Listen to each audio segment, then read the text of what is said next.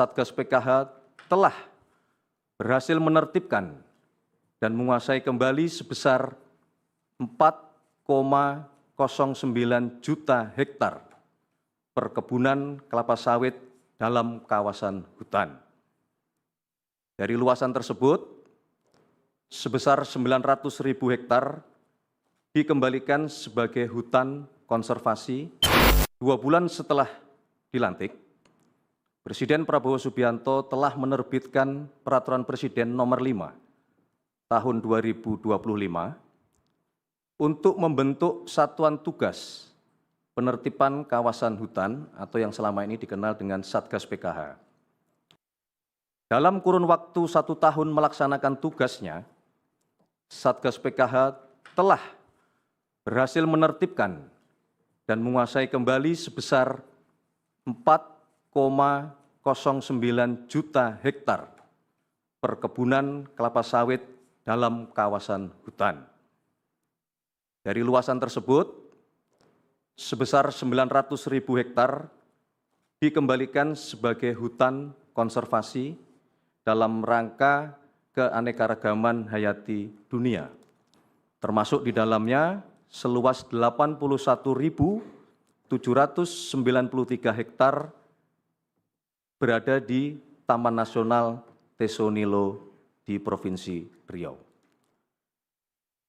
Kemudian pasca terjadinya bencana hidrometeorologi di 3 provinsi di Sumatera, yaitu Provinsi Aceh, Sumatera Utara, dan Sumatera Barat, Satgas PKH mempercepat proses audit di 3 provinsi tersebut.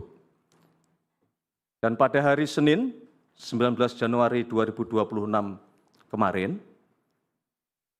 dari London, Inggris, melalui Zoom meeting, Bapak Presiden memimpin rapat terbatas bersama kementerian-kementerian dan lembaga, serta Satgas PKH.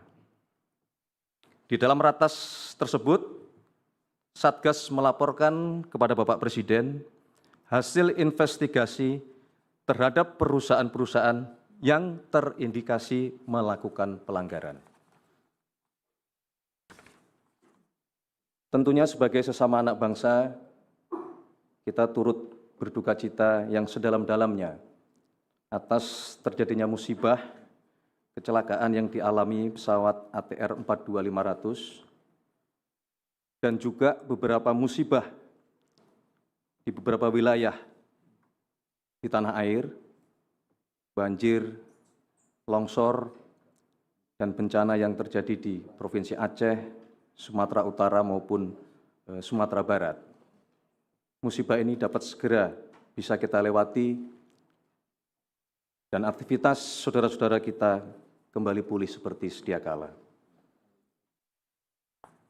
Berdasarkan laporan tersebut, Bapak Presiden mengambil keputusan untuk mencabut izin 28 perusahaan yang terbukti melakukan pelanggaran.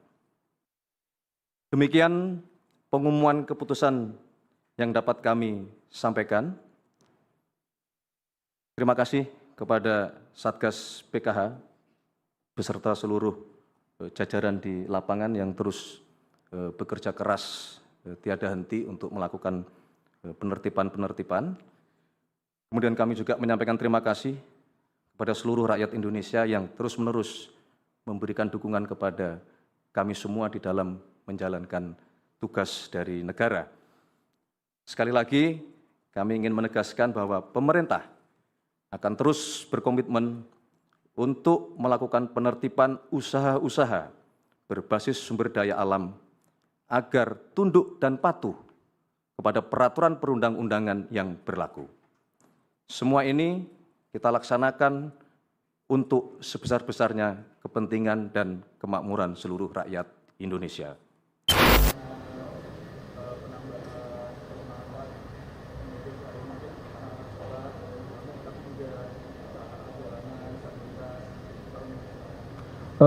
Terus terang kalau tadi berkenaan dengan masalah itu belum, tapi terima kasih kalau ada catatan dan masukan. Nah, ini contoh yang baik kalau di dalam memberikan masukan kepada pemerintah. Menurut saya ini adalah salah satu contohnya.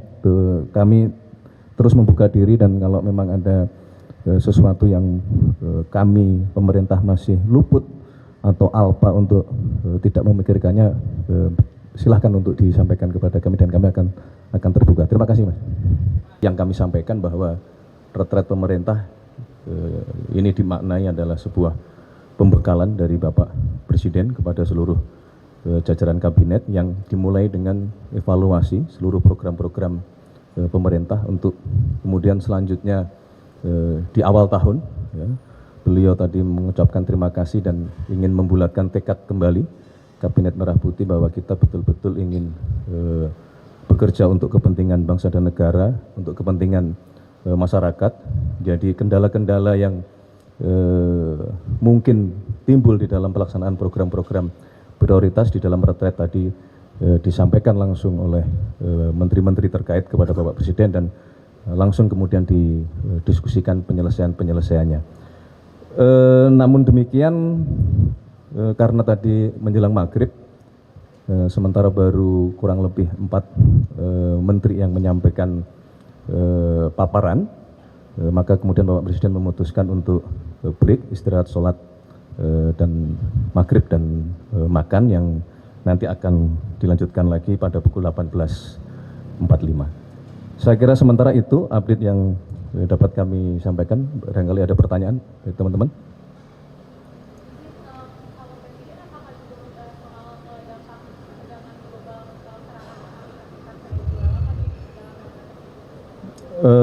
Beliau hanya memberikan gambaran aja secara umum aja.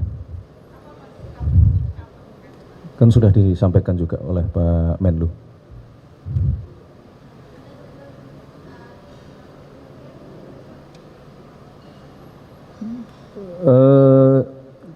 Teguran dalam artian melecut semangat, ya, karena Bapak Presiden memang benar-benar menghendaki kita semua bekerja dengan jauh lebih cepat lagi, terutama di beberapa bidang yang bersifat penciptaan lapangan pekerjaan dan padat karya. Contohnya adalah beliau minta percepatan dalam rangka pembangunan kampung-kampung nelayan dan program pembuatan kapal-kapal tangkap ikan. Jadi beliau memang ingin sesegera mungkin program-program tersebut, karena bersifat selain padat karya juga itu akan meningkatkan produksi protein kita dari sektor perikanan, untuk kita bisa meningkatkan asupan protein bagi seluruh rakyat kita.